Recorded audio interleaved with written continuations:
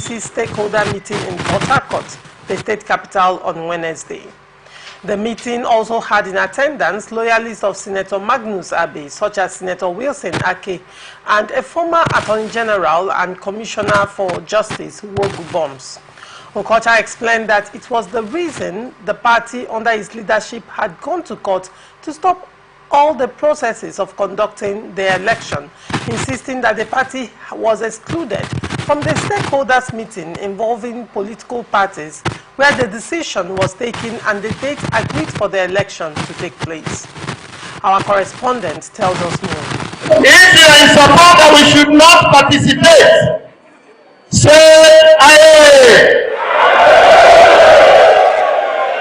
APC in Rivers State, led by Chief Tony Okocha, has rejected the October 5th date for local government election in the state, citing unresolved court cases and the inability of the state governor and the State Independent Electoral Commission to adhere to the law made by the Rivers State House of Assembly, led by Speaker Martins Amewule, on the extension of local government tenure. APC Caretaker Committee Chairman in Rivers State, Sir Tony Okocha, who made a comment when he addressed party faithfuls and stakeholders from across the 23 local government area in Rivers State at the party secretariat in Aba Road, Port Harcourt, said matters surrounding proposed October 5th LG election is still in court, and therefore the election is impossible to hold on the above date.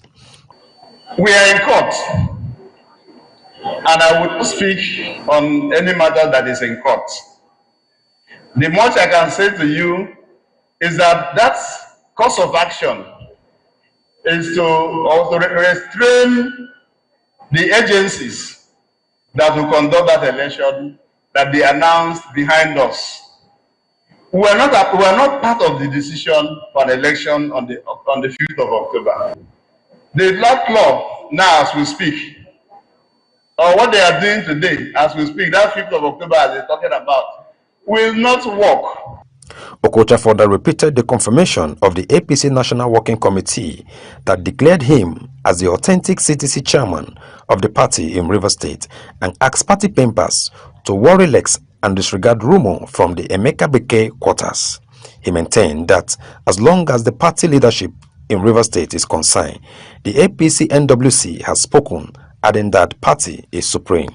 After due considerations, taking into cognizance a lot of variables and indices, the National Working Committee, I have said so, who are responsible for the day-to-day running of the party, decided that Emeka Beke and the rest should be removed from the party and appointed us.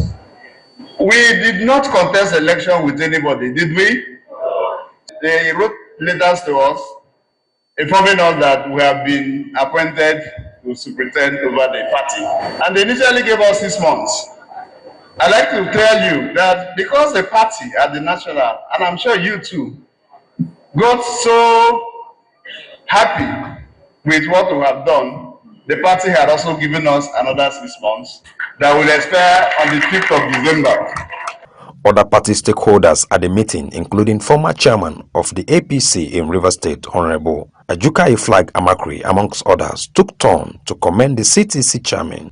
They also passed a vote of confidence on President Bola Tinubu, the Senate President Godswill Akpabio, the FCT Minister Nyesom Wike, and APC Caretaker Committee led by Tony Okocha. Secondly, the party also unanimously passed a vote of confidence not to participate in the October 5th LG election until the court processes are over. I was once the chief executive of this party, the head of this party in Rivers State. And what is happening now happened to me. You know, as chairman of this party, we had practice under my leadership as well. We had the Magnus faction, then even my friend Tony Okocha was on the other side. So we had all those issues. And at some point in time, the National Working Committee of our party looked at the whole scenario in Rivers State and said, look, we can't be having all of this problem. For that reason, they are going to dissolve my executive and appoint caretaker committee. You know what happened? And I took it in good faith and I go to my house. Emeka begin go your house. About the history of caretaker committee in party formation and administration is correct. Not even in APC. Even while we were at the other side, we had caretaker committees. And when once it has been made, whatever the party says is what supreme. Samuel Ajurunwo, ATM News, Port Harcourt.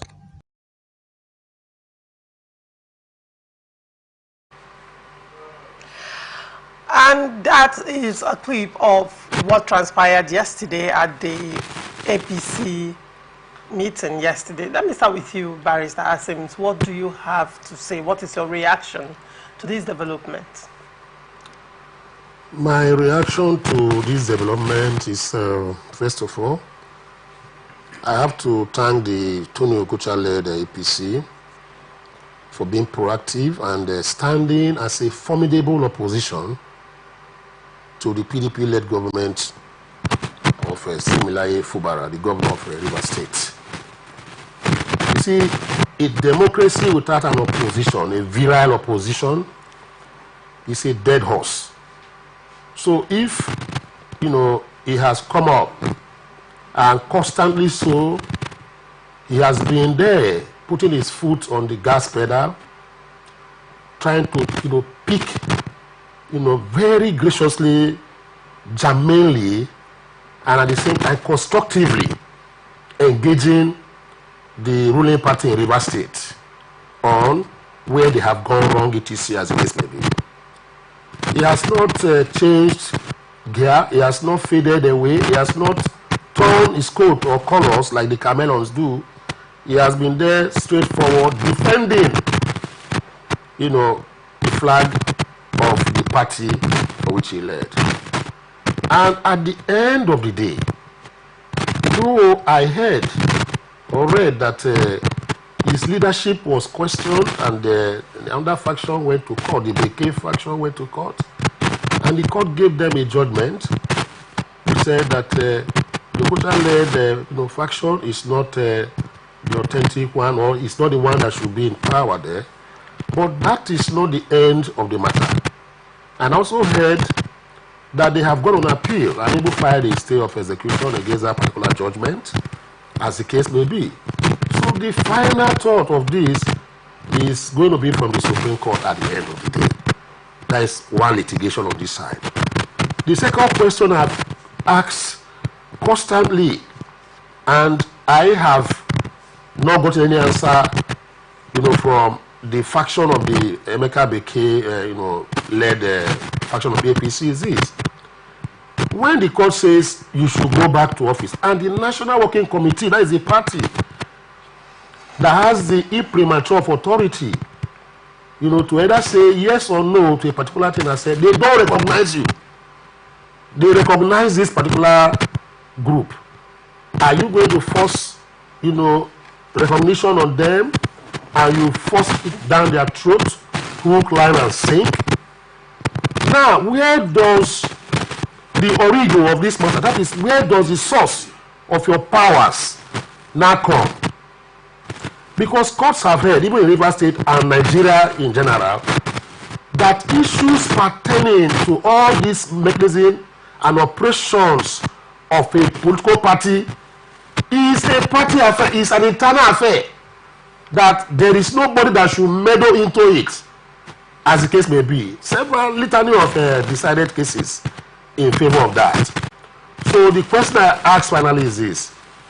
The party says that they don't recognize your own faction, let me use that word, that this is the one they recognize. Even when the court gave that verdict or judgment at the lower court level, the party came up and said, no, we don't know, this is the person we know. And I want to find out that if the court or anybody can force a leadership on a political party at the national level and state level, whether it's not, a road to perfidy and anarchy.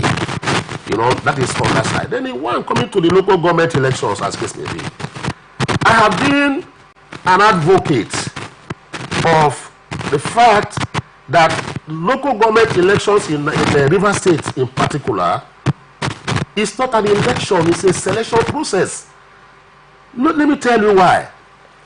You know, when the tenure of the local government in Rivers State was to expire, according to law, June 17, etc., before it was not elongated by the House of Assembly, the question I kept asking, we have about 2 months, 3 months to this election, I mean the expiry of the tenure of the present local government chairman.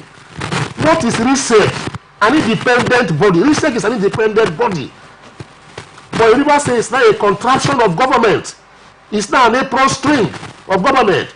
RISEC did not make any announcement to say, oh, tenure is going to end at what point in time, and this is the timetable for elections to allow for a fair play. It was only when the House of Assembly had to extend and make a law to extend, of course, which they have, that you find out that RISEC that came out and they now got a timetable and they then made an announcement. Even the announcement they made, people were skeptical. Are you sure that it is Rivers State RISEC that gave this announcement, or saying that elections will hold on the 5th of October? People were not sure because they have been in the cooler all this while. Honestly speaking, with due respect to the Honorable Retired Justice Enebeli, a very pious man, forthright judge, I never knew that he was even the chairman of RISEC until after he announced, or the RISEC announced that date for election, and he signed underneath. That will tell you that the RISEC was, like this Mount Vesuvius in Italy. That's a dormant volcano. It erupts at a time you do not expect. It just erupts and cause some problems for the community and neighborhood. So RISEC was in that particular mode, very inactive. But suddenly we saw them woke up from their slumber. That is not any of the moment right now. Then you go to the next, trajectory of events that did happen. The law setting up RISEC and that of the election says that the moment you are bringing out to announce your timetable or your procedure for elections coming up on a date set aside, that you must invite all the political parties to that particular occasion, give them the guidelines, tell them the do's and don'ts of the election, and tell them when to prepare for the elections. RISEC did not invite all political parties in Rivers State. I dare say, and I put them to the strictest proof thereof, to present to us, letters that were sent to all the political parties in Rivers State. When I say all the political parties, every party that is registered in Nigeria to participate and contest election, it is a duty bound for them to send such letters of invite to them to come and witness and get the guidelines. They didn't do that. Few were chosen, few were called, as the case may be. And that is the plank on which Tony Okocha is hinging his the litigation on right now. Now, on that particular front, will you be how you just heard on radio that elections have been set and these are the procedures? Final take on this to tell you that I hold steadfastly that the APC should boycott the election until a level playing ground is given. Is this? The question is this. I have asked that severally on this studio and elsewhere. I have seen their timetable of campaign starts so time. This is where campaign is going to end. Election is going to be, we are mobilizing materials to sow this thing, etc. But for RISEC, I have not seen where they said they are mobilizing. This is when campaigns, parties can start campaigning. I have not seen that timetable. And election is next month. Just about maybe 2 weeks or a week from now, we have not seen. Maybe they pasted it in their compound there for only them to see. But the law says you have to broadcast it. For even those of us, we have not seen that. I have never seen posters of people contesting for local government election that's coming up on September 5th. We have not seen people, no party has seen no brought out posters, as the case may be. Maybe the law in Rivers State says 24 hours to the election, campaign should start. I think that is what is, maybe that is the mantra they have under the law, guiding RISEC. So all this and others, too numerous for me to mention right now, has shown me that it is a peregrination that RISEC has embarked upon to do what now, select people that will become chairman of local government and not elect. Let people elect as the case may be. Of the substantive case in court, the proper thing will be that RISEC should hold on with the elections, because RISEC as it is, going on with the election will be an aberration, will be offending the Constitution of the Federal Republic of Nigeria, and it is trite that nobody is bigger than the law.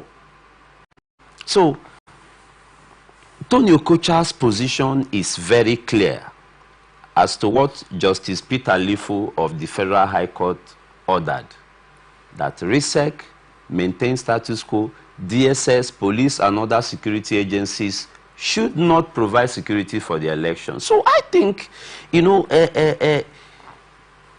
are in a sane society, so we shouldn't behave like animals. We should behave like organized citizens who obey the law and who would want the best for the society.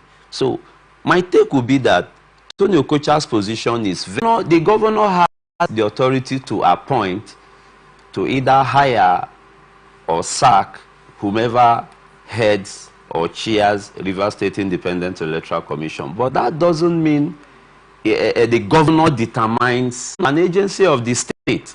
Okay, that does not mean that the governor himself will determine what happens in RISEC, or the governor will disobey vehemently what the court have said. All right, but Asims, let me come to you now. What do you have to say to that, to the governor's insistence that the elections must hold against the court order to stay execution? Clearly, it's what we call executive rascality and executive gangsterism of the highest order, for a sitting executive to say that in spite of a court order or judgment, that he will sit like Emperor Nero to say that this is what is going to happen. He is talking about absolutism. It means that it's an absolute. To go and read the thesis by Baron Stanley Montesquieu that talks about separation of powers. And all these powers are so separated and said that the judiciary has a premature authority to interpret the law and is bound. So for him to shave it aside means that we are not entering into what we refer to. Who is this?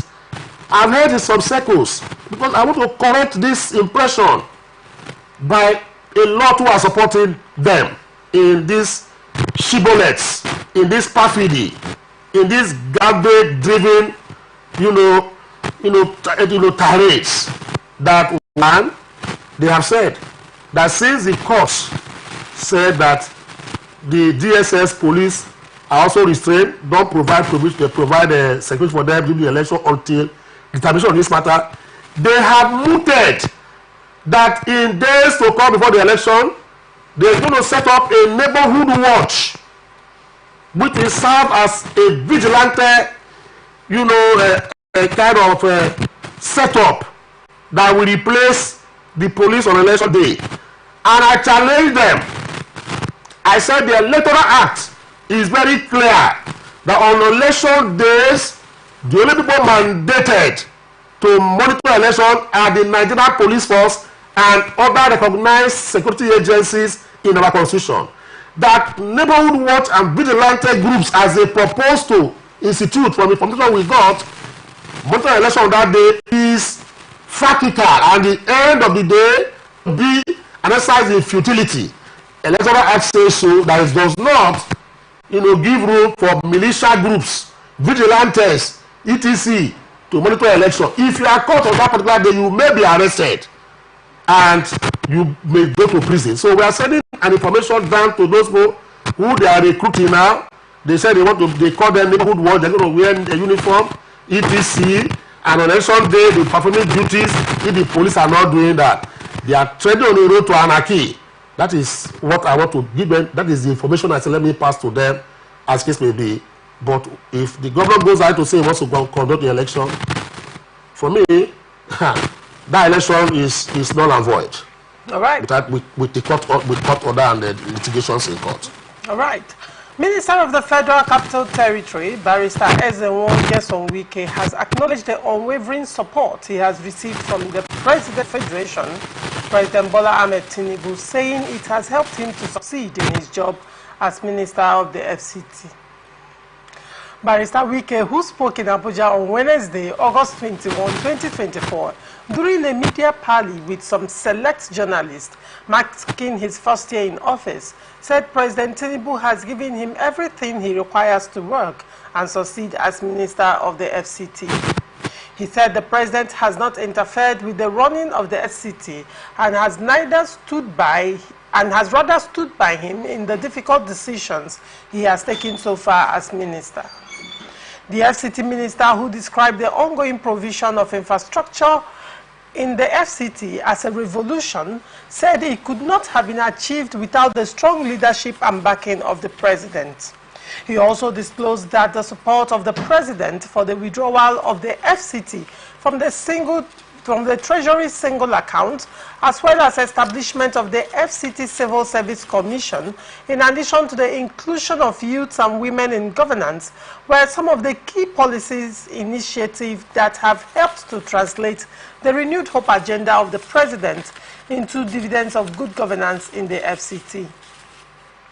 The FCT Minister further disclosed that President Tinubu has also increased the financial threshold for capital projects in the FCT from 1.5 billion naira to 10 billion naira, which he said has helped to eliminate unnecessary bottlenecks and ensure the timely delivery of infrastructural projects.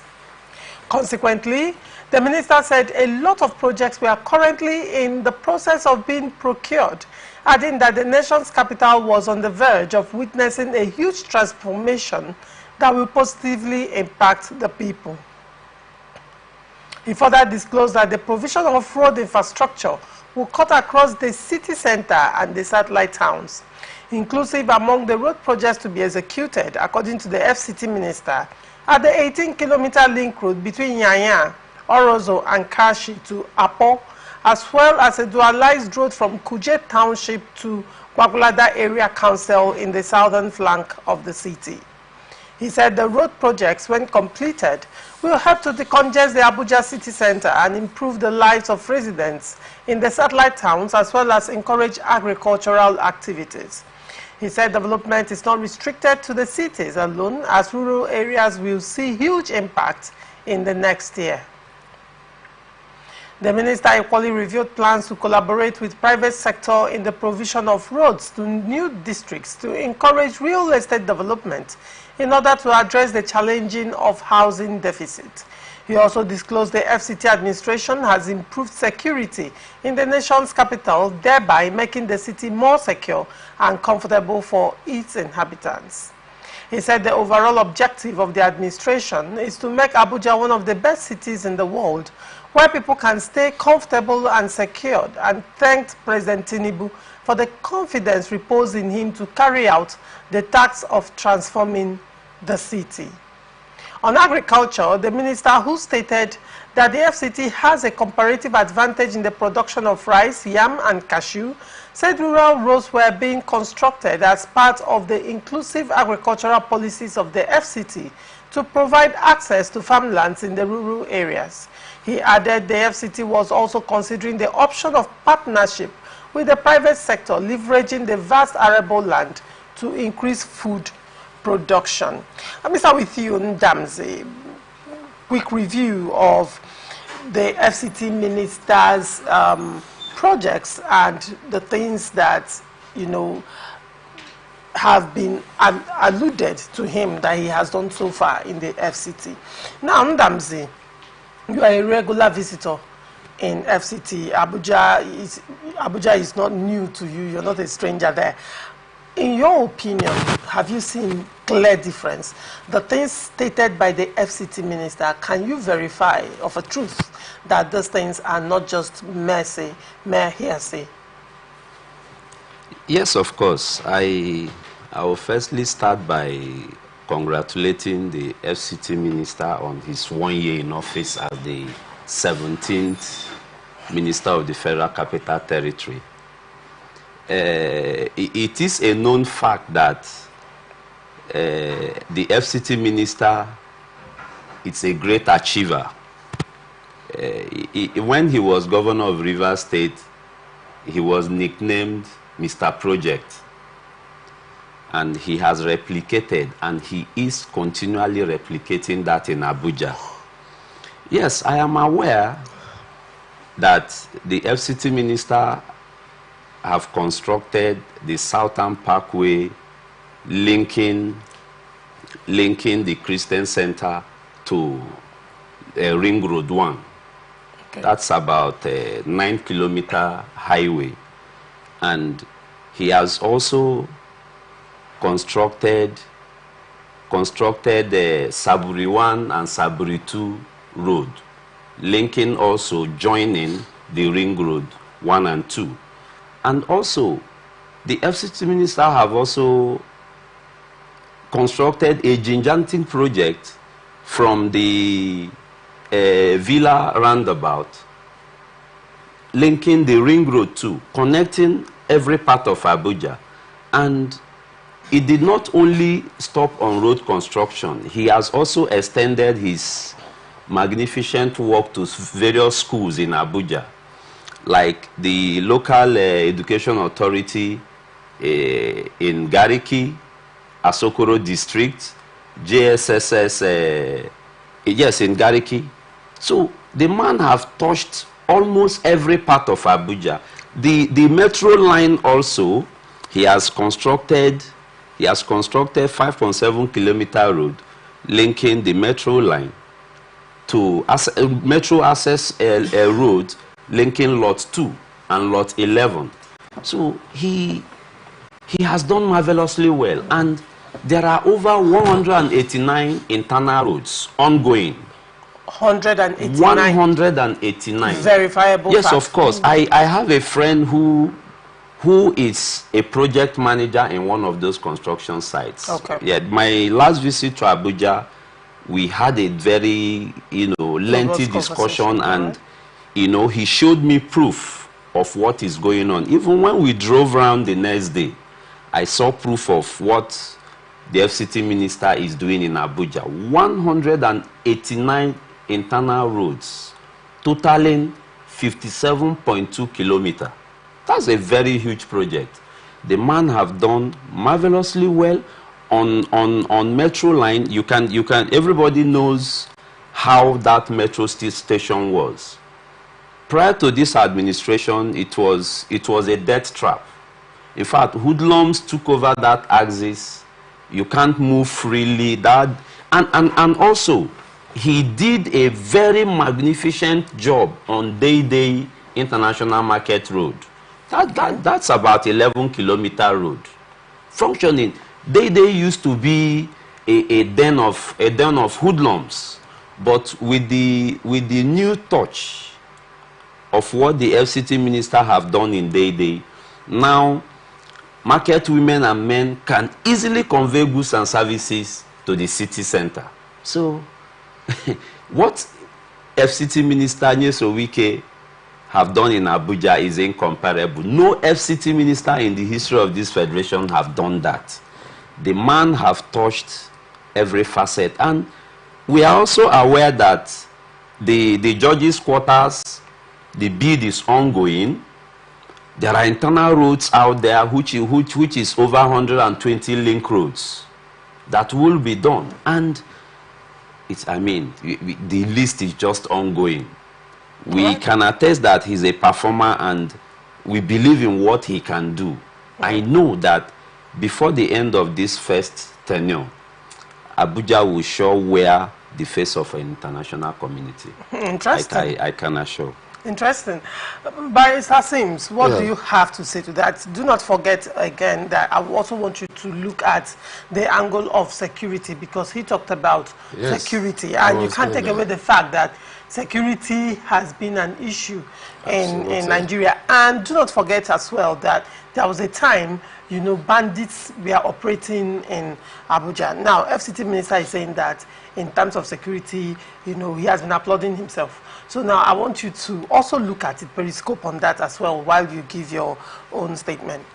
All right, thank you. First of all, I want to say congratulations to His Excellency Nyesom Wike, the FCT minister, the first FCT minister from the South. I'm sorry I have to be local when it gets to that point, because there was a point that when I was in Abuja, the FCDA area was a no-go area for me because I felt I did not belong there. All the ministers, both in the military time and civilian times, were all from other parts of Nigeria, but from the South, we never had. So I felt when I walked past the building, I said, oh, this place is not for me. It's for these people.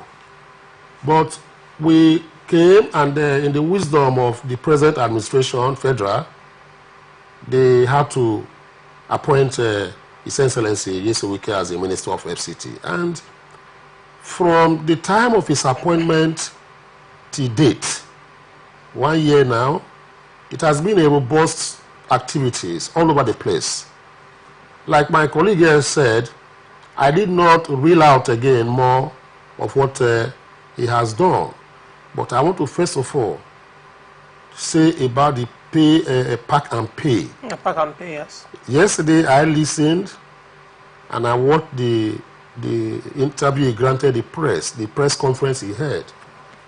He talked about the pack and pay. I didn't understand what that was until he now explained. The wisdom of what he did was that, how do you park your cars in your premises, your business premises, then you pay? That is number one. Then number two is that he made inquiries on who is behind this contraption, because I call it a contraption because it was, you know, a hollow pipe, a conduit on which the finances of the FCT and the federal government were being siphoned and drained without people paying attention to it. How be it that when you do this humongous amount of money you collect, you take 80% and give 20% to government? I never see that kind of arrangement. That was voodoo type, sharing formula, that only, the mafia kingdom will not even allow that to happen, sir. So he said that has been taken off.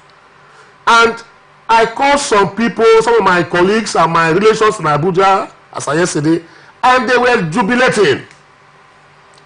They said that has been a kind of a burden and a yoke on their neck, a rope, as if they were going to hang them to asphyxiation.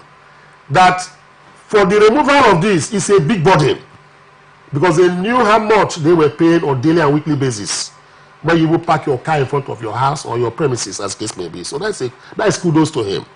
Then going to security area, as the case may be. Abuja, those days we were scared going to Abuja. Kidnapping, armed robbery. I heard a friend of mine was even killed in Abuja. That was 2 years ago. Robbers came, I said, what? Robbers in Abuja? And I was wondering. And he was staying in a choice area. Robbers came in there, eliminated him. Some of our friends who were there said, look, Abuja is not as safe as we think.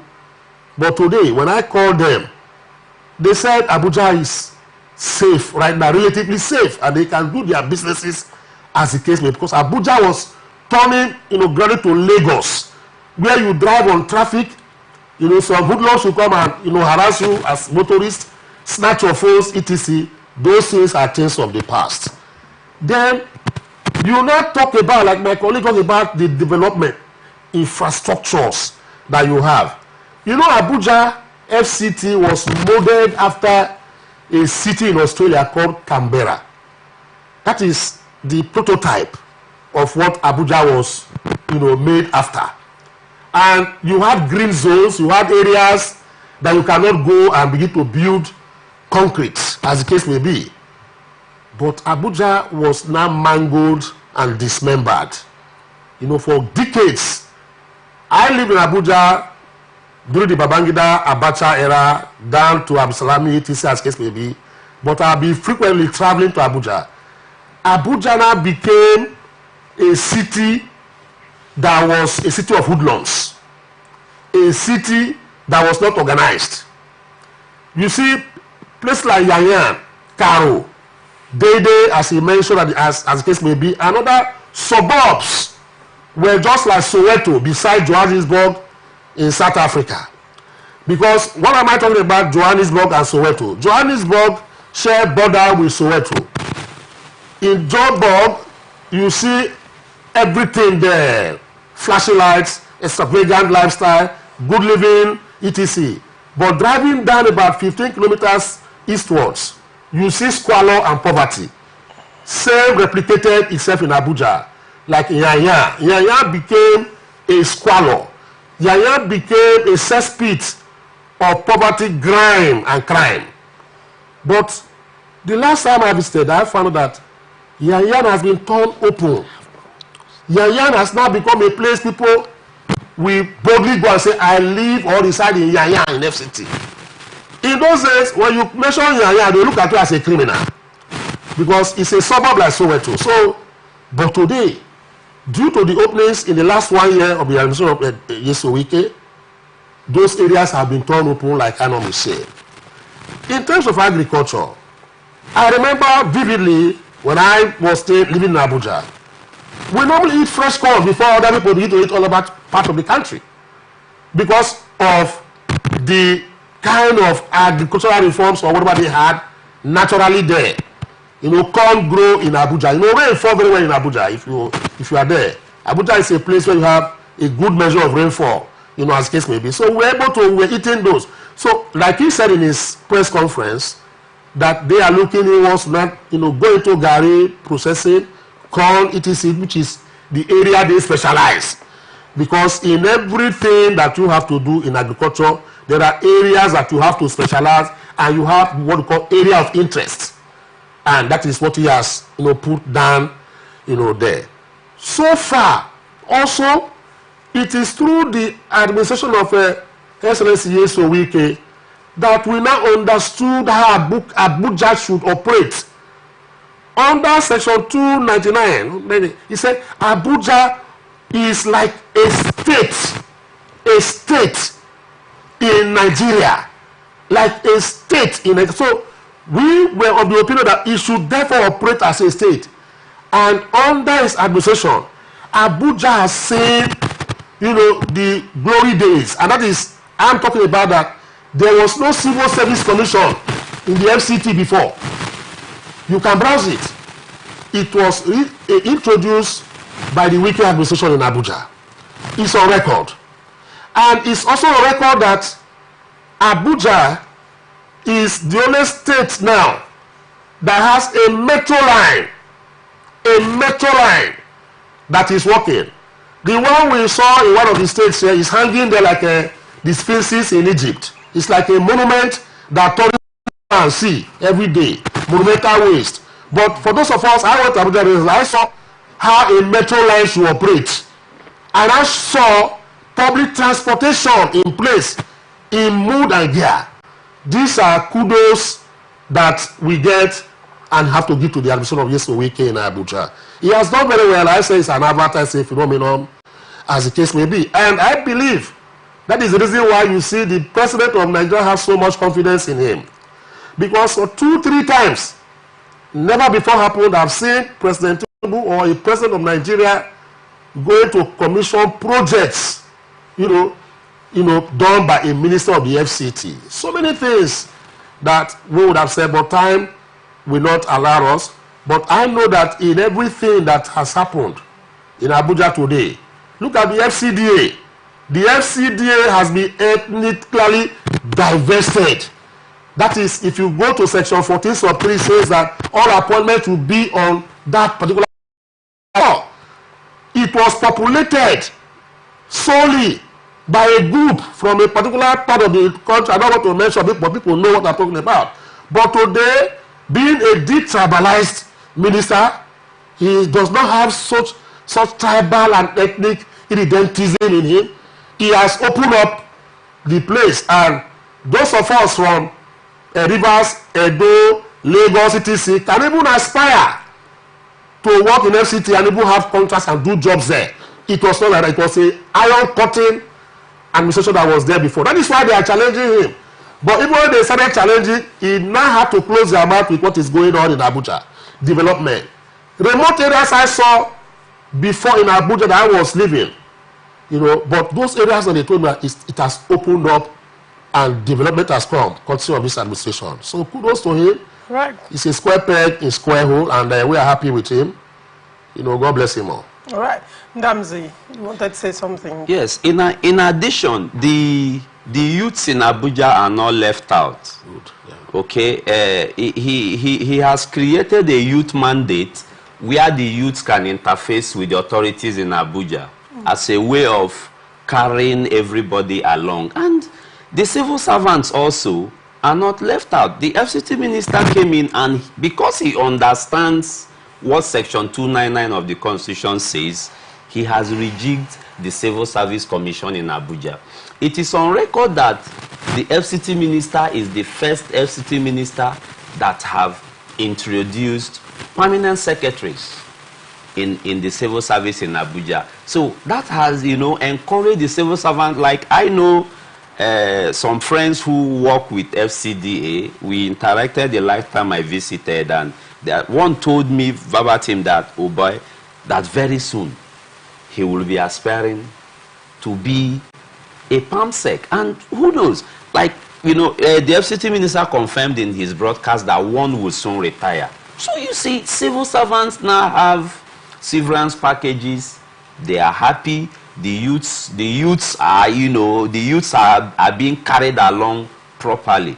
Right. That has, you know, encouraged the security situation in Abuja. Okay. So we give kudos to him, and we also thank Mr. President for finding him worthy, you know, to serve as FCT minister. All right.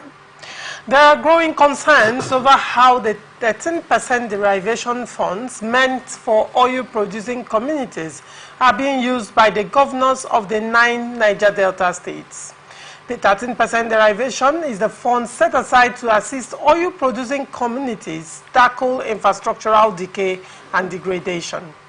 Recall that the Niger Delta region has gotten trillions of naira constitutionally accrued to it through 13% derivation for over 23 years, with over 600 billion naira of that sum already gotten in the first half of 2024.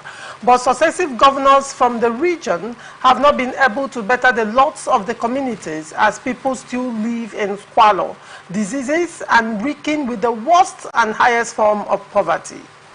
Despite the seeming despondent economic state of the nation, the federal government, however, has not failed to actualize a steady increment in the 13% derivation to Niger Delta governors. In January, 57.92 billion naira was released to oil-producing states. In February, it rose to 85.10 billion naira. And in March, the Niger Delta oil-producing states got 166.24 billion naira. The sums were 90.12 billion, 120.45 billion, 106.50 billion for April, May, and June, respectively. ATN investigation in these oil-producing communities reveals the abject living conditions of residents: no electricity, no drinking water, no roads, and a total lack of basic amenities.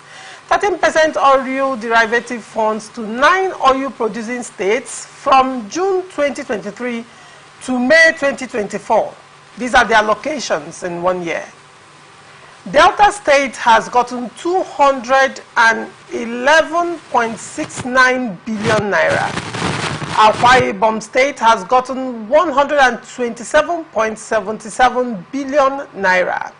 Bayelsa State has gotten 115.53 billion naira. Rivers State has gotten 110.96 billion naira. Edo State has gotten 22.36 billion naira. Ondo State has gotten 19.45 billion naira. Imo State has gotten 8 billion naira. Anambra State 6.76 billion naira. Abia State 5.03 billion naira. And this list is from StarTimes FAC. The question is there anything commensurate to show for the large inflow to these states? What are the governors doing with these funds? Let me start with you, Ndamzi. What are the governors doing with this 13% deriving? What are they doing with these funds exactly? Let's even narrow it down to River State because you are resident here, as in it's resident here. Have you seen the impact of these funds? The answer is no. Capital no. Because Rivers people, as far as I'm concerned, are living in abject poverty. Go to the various communities. You will understand the meaning of poverty. Tailor it down to the oil-producing communities. My own community houses 21 oil wells. But as I speak to you, no infrastructures. When you say your own community, for the sake of clarity, what community is that? Allo community. Allo. 21 functional oil wells. Okay? But go to Allo, you can't see meaningful infrastructures. If the existing road we have now linking Rumekni boundary to Omagwa Express, okay, was constructed by the former governor of Rivers State, Ian Wike.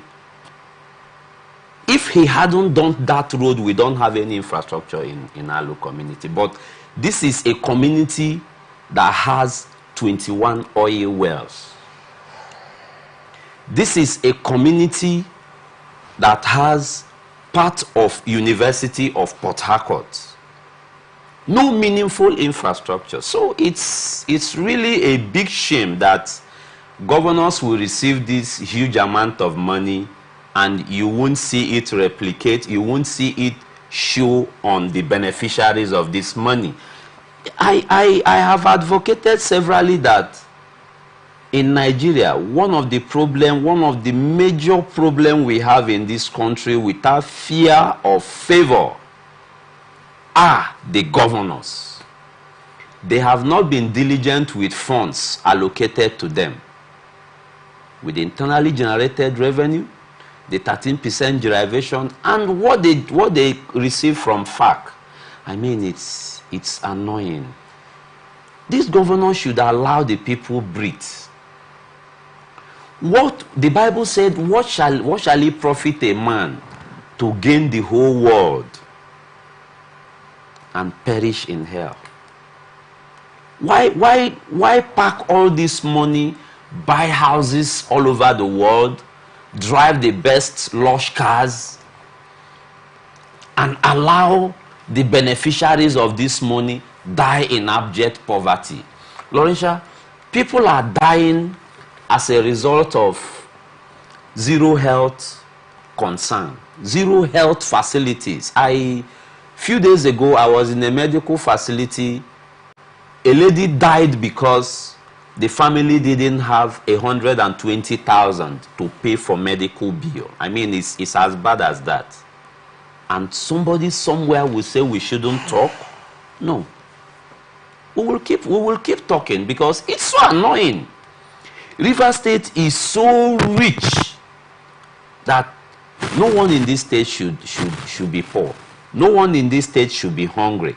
No one in this state should lack accommodation. No one in this state should lack basic needs like education, health, and basic amenities like water. Who says that River State cannot generate its own electricity and transmit? Good 18 now, the federal government have just allowed the states to generate and transmit electricity. Who says that River State as a state? I know during the time of Ian Wike, River State acquired an oil well. Who says River State cannot own a modular refinery and sell fuel internally for its citizens cheaply? I mean, I wonder why people in position of trust, before they get into position, you hear them talk reasonably. But when they get there, they forget their roles and responsibilities. Now, go to the various communities. People find it difficult to feed. People find it difficult to even move their goods and services from one place to the other. That has increased the poverty line. It has increased, in fact, there is high rate of deaths, sudden deaths in the state. People are dying, people are slumping and dying. Some are in huge debts that they die as a result of no means of repaying the debts. Some have developed high blood pressure because of inability to fend for their families. What is the government doing? I want anybody to challenge me. Aside from the few road construction going on, tell us what you are doing with these funds. How far have you funded the medical facilities? Can't we enjoy free medical facilities in River State? We have the money. River State is as rich as that. River State can roll out free medical facility, free medical for everybody in this state. Even the transport scheme, we can't find any anywhere. They told us they are bringing in some buses to cushion the effect of what removal of fuel subsidy have done. But I have never enjoyed any, I have never cited any of the buses anywhere. We need to understand where these funds are going on. It mustn't be politics, politics, politics, politics. We want, see, the first people are distracted because of what is happening on ground. Nobody is asking. Huge funds are coming in. His Excellency Simina Efubara told us that the IGRO have increased. That's a good thing. If the IGRO have increased to 27 billion, we want to see that in the lives of the Rivers people. All right. Where before we used to enjoy scholarship scheme, and when His Excellency Simnaye assumed office as the governor, one of the programs and policies I had in mind that he will quickly embark on, it's the reintroduction of scholarship schemes for undergraduates and masters and PhD programs. But nothing is happening. We want to see more happen in the state. Because this money belongs to all of us. It doesn't belong to the governor alone. All right. Barrister Sims, 110 billion naira from June 2023 to May 2024. Allocation to River State for the 13% derivation funds. Have you seen any commensurate development? What do you have to say to this? It was Thomas Malthus, that said, that development was growing in an arithmetic progression, while population was growing in geometric progression. I liken same to what is happening in River State. Why the allocations, the statutory allocations in internally generated revenues, derivation, monies, etc., are in geometric progression. Development in River State is in arithmetic progression. Digression is going down. Now, the reasons are not far-fetched. The reasons are, one, that those who are in government today in River State choose to be the people, choose to play uncanny and acerbic politics, devoid of reasoning and faith in development. Now, do you know of a fact that 111 billion is it dollars or naira, as the case may be, is more than the budget of some states. And this was just gotten in a period of how many months? Not up to a year. So it means if you now calculate from now till December of this year, it's going to quadruple. So maybe 200 to 300 billion naira that will accrue to River State, you know, alone from derivation, 30% derivation. Coupled now with the IGR that they said they have raised to 27 billion, etc., as case may be, and the allocation from the federation accounts, and the one for the state and the one for the local governments in River State. It means that at the end of the day, River State may be receiving close to 2 trillion naira when all these are put together. But there are no commensurate developments. Educational facility is in shambles. I have taken time to go around the last 3 months. The Rumokuta Grammar School, there is something going on there. It's a glorified high school. Is Rumekini, the one along the road?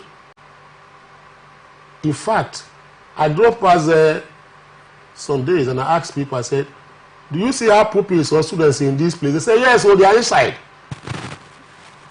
The thick grasses I saw there, the Serengeti will not even have such.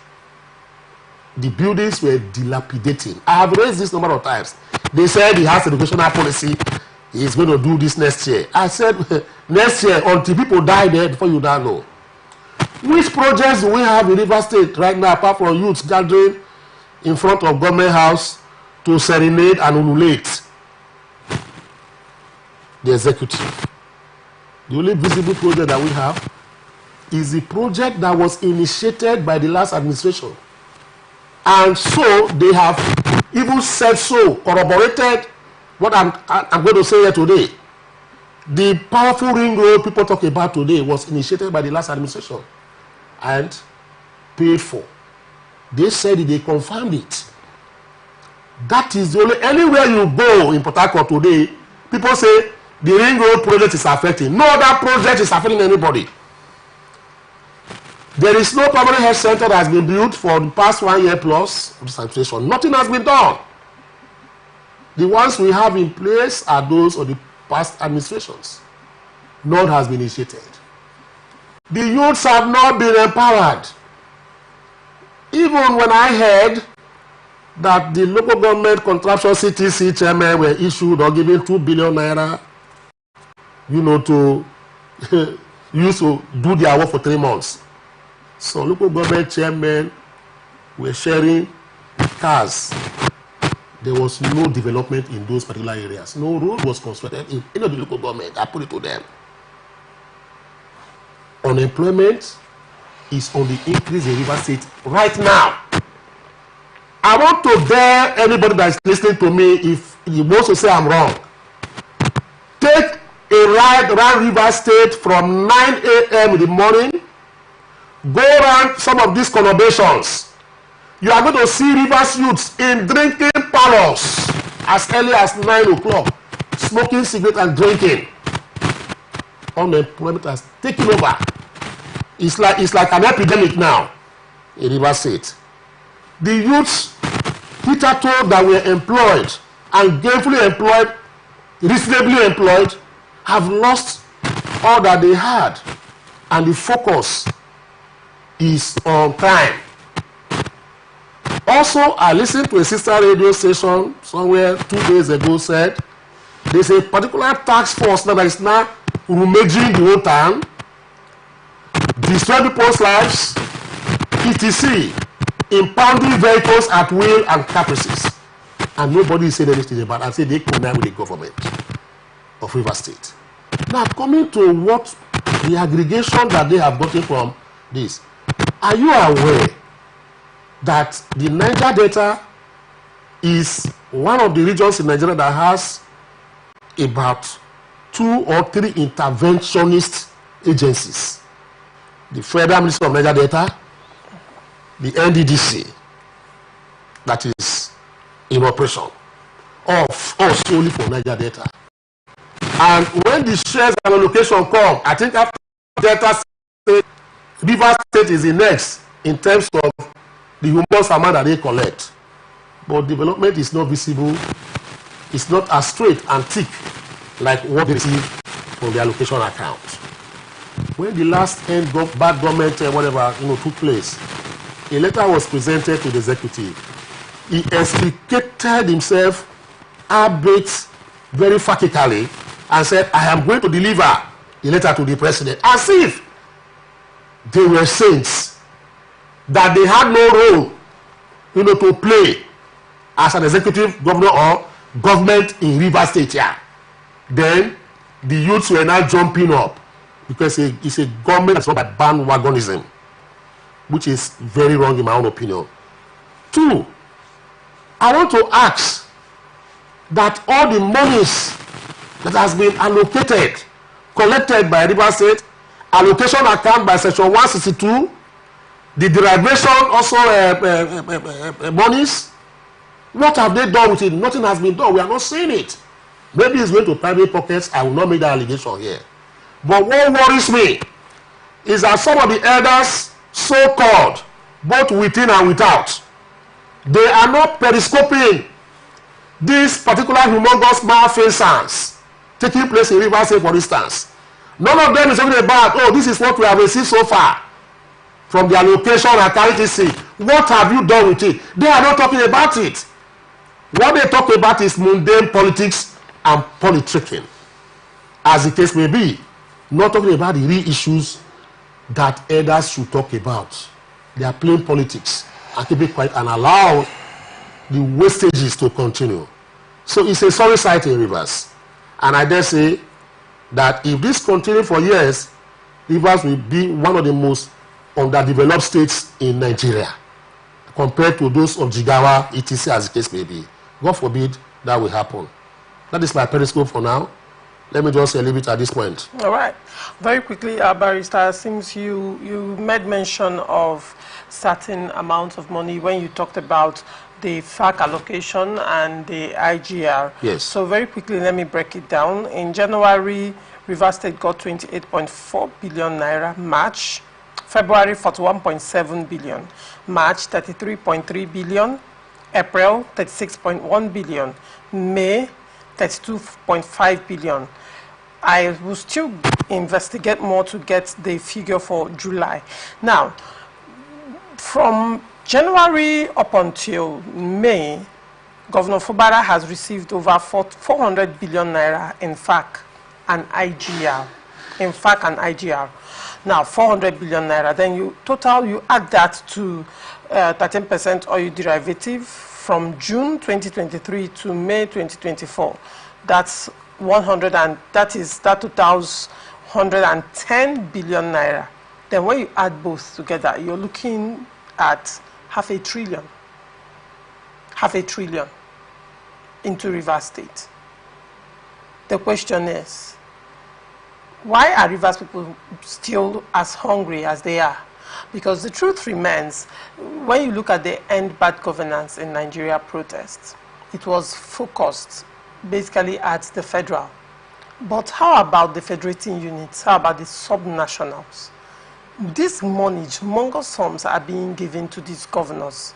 And if truly these monies are trickling down to the grassroots, if actually these monies are being utilized the way it should be utilized, do you think that Rivers people will still be at the level it is? Now, when you do a comparative analysis with what has entered Rivers State coffers within this time and what has actually gotten to the FCT, for example, because FCT, both of you have actually said your witnesses to what the FCT minister have done. If we do a comparative analysis, this is an oil producing state. Meanwhile, the FCT is not a state in a sense.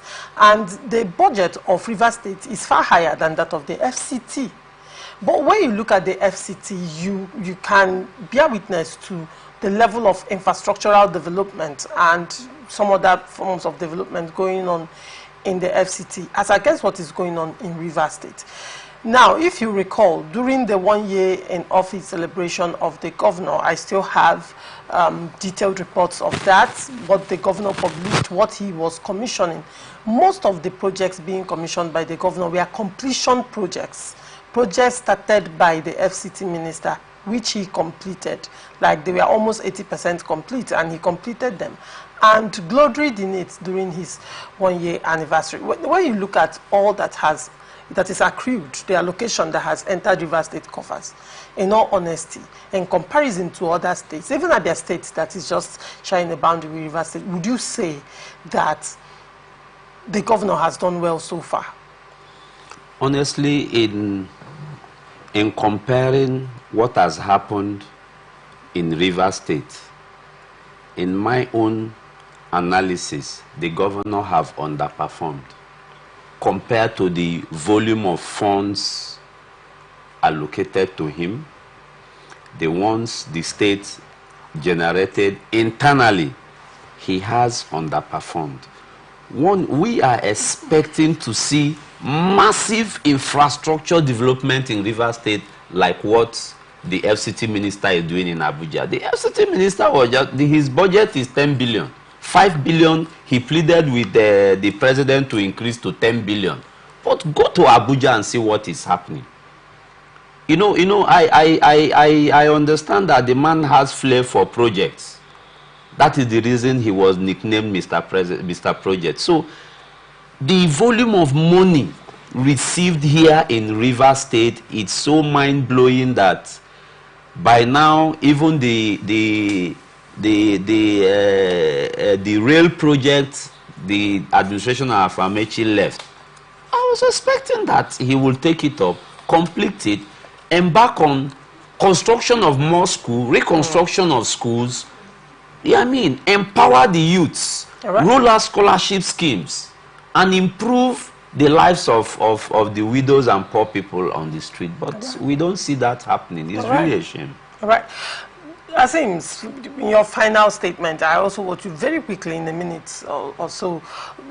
Some persons said that the governor's focus, while the FCT minister, while he was governor, focused on infrastructural development, that the governor is focused on human capital development. Very quickly. I said no to that.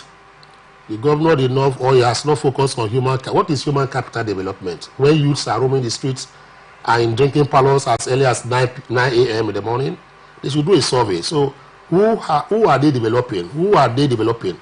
I don't know anybody that they are developing their human capital, whatever capacity as case may be. What they are good at, what they have been able to do and achieve is that they have excelled in acerbic and vindictive politics. That is what they do. That is why you find that the humongous amounts, voted to the state is not being used to develop people humanly, or what they call human capital development or infrastructural development, but rather he's been wasting them on support groups, to come and pay solidarity visits. River State is the capital of visits now, solidarity visits. Every day you see people coming to pay visit. Even those that are not even from the state, they are coming to pay visit. The other day, particularly led a delegation to come and visit and do what they call solidarity visit. It's in a state capital that you find that when you go to the airport, PJs, president jets are there, private jets are all fill the whole airport. And when you ask what is happening, they say they are coming to visit the governor to pay solidarity visit. So that is the only thing they are specializing. Nothing has been done. Audio development, that is what they are doing, particularly and very well. We know all these things. All right. Thank you so much, Asim, for coming on Open Conversation. It's a pleasure. Thank you. And thank you, Ndamzi. It's a pleasure. Sorry we're out of time. We would have really loved to delve into this conversation, but I promise you we'll still continue this conversation tomorrow. We are open for advert placements, bookings, and commercials. You can connect with us on all our ATN socials: Facebook and YouTube, Atlantic Television Network; Instagram and TikTok, Atlantic TV Network 1, and on Twitter, Atlantic TV Net. Watch us live on our website, www.atlanticnetwork.tv. Do not forget, peace and unity are the pathways to progress. Thank you for watching. I am Ogu Laurentia. Transition News comes up next. Don't go away.